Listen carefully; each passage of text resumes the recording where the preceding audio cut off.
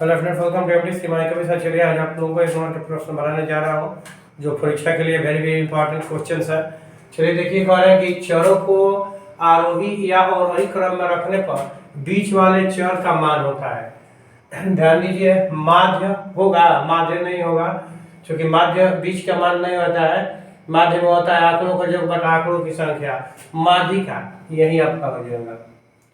क्योंकि इसे ज्ञात करने के लिए आरोही या अवरोही क्रम में आंकड़ों को सजाते हैं और जो बीच में होता है वही माध्यिका हो जाता है।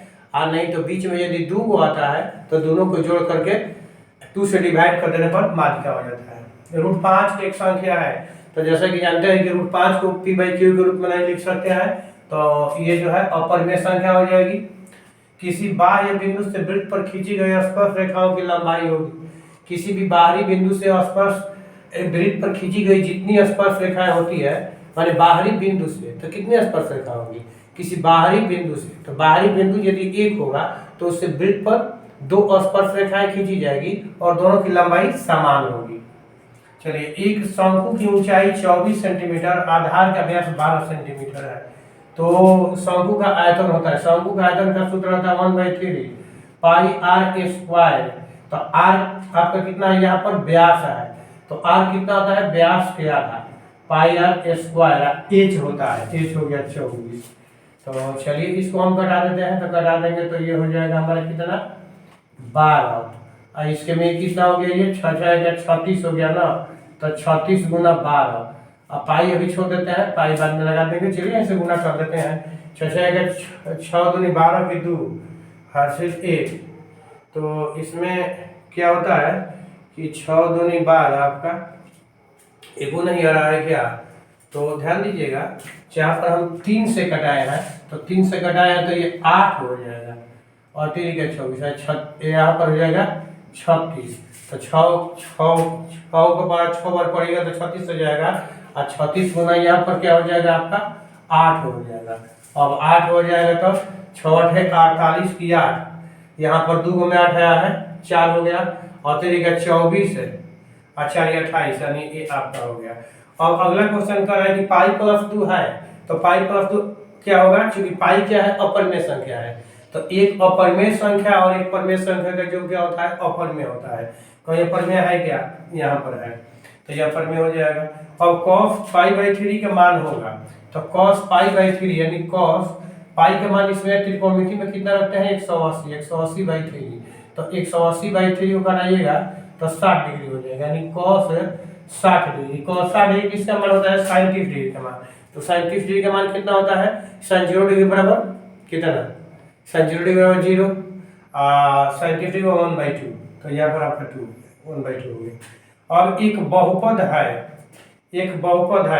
4x² + 1/7 एक बहुपद है, कौन सा, द्विघात बहुपद होगा, त्रिघात बहुपद होगा, रैखिक होगा, इनमें से कोई नहीं होगा। तो ध्यान दीजिएगा कि इसका अधिकतम घात कितना है, 2 है, तो जिस बहुपद का अधिकतम घात 2 होगा द्विघात बहुपद कहलाता है, तो ये आपका द्विघात बहुपद हो गया। चलिए नेक्स्ट क्वेश्चन देखिए कह रहे हैं 8वां क्वेश्चन के त्रिभुज का केंद्रक होगा जिसके शीर्ष है 3 - 5 - 7 4 तथा 10 और -2 है।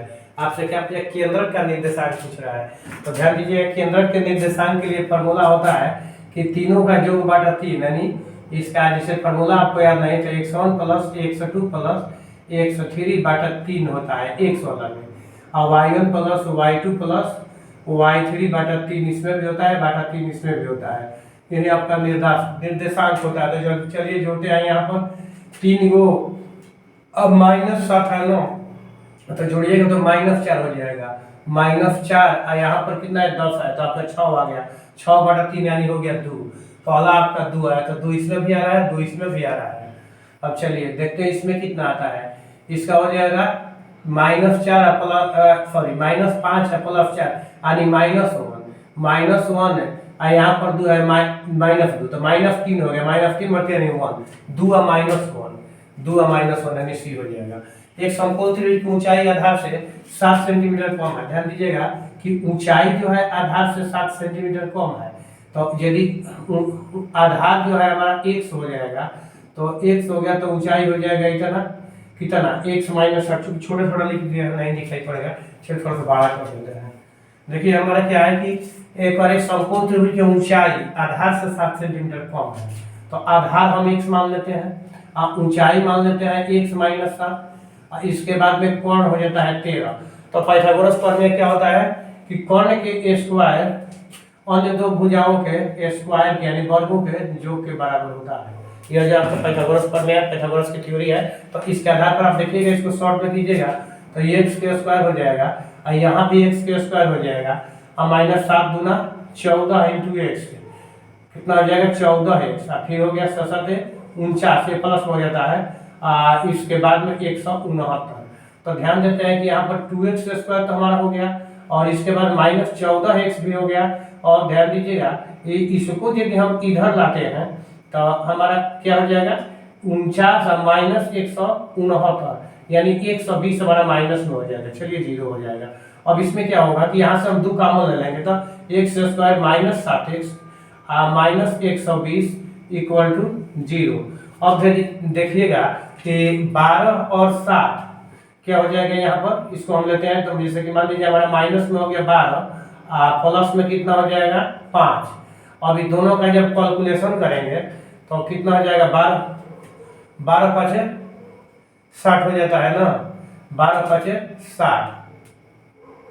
तो यहाँ देखिएगा जब कॉमन लिया तो हमारा कितना बचेगा 60 ही बचेगा, 120 नहीं बचेगा, क्योंकि मैंने यहाँ से कॉमन ले लिया हूँ 2, तो 2 जब कॉमन ले लेंगे तो क्या 7 होगा तो 60 हो जाएगा।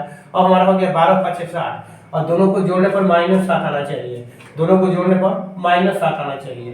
तो देखिए इसको जोड़ेंगे तो माइनस 7 हो जाएगा, गुना करेंगे तो माइनस 60 हो जाएगा। तो हमारा ये वो माइनस में हो गया वो प्लस में हो गया। तो रूल क्या है कि इसको साइन चेंज करके लिख लेते हैं, तो साइन चेंज करेंगे तो एक हमारा प्लस हो जाएगा यानी 12 हो जाएगा हमारा प्लस में। देखिए 12 और 5 और तो किसी में 12 नहीं है, तो चलिए हमारा यही ऑप्शन हो गया। अब देखते हैं कि इसमें ब्रैकेट लीजिए। अब अगला है असंभव घटना की प्रायिकता होगी। असंभव घटना, जो घटना नहीं घटती उसकी प्रायिकता क्या होती है 0 हो जाएगी। कहीं 0 है क्या 0 आ जाएगी। चलिए आप लोगों से मिलते हैं नेक्स्ट वीडियो में।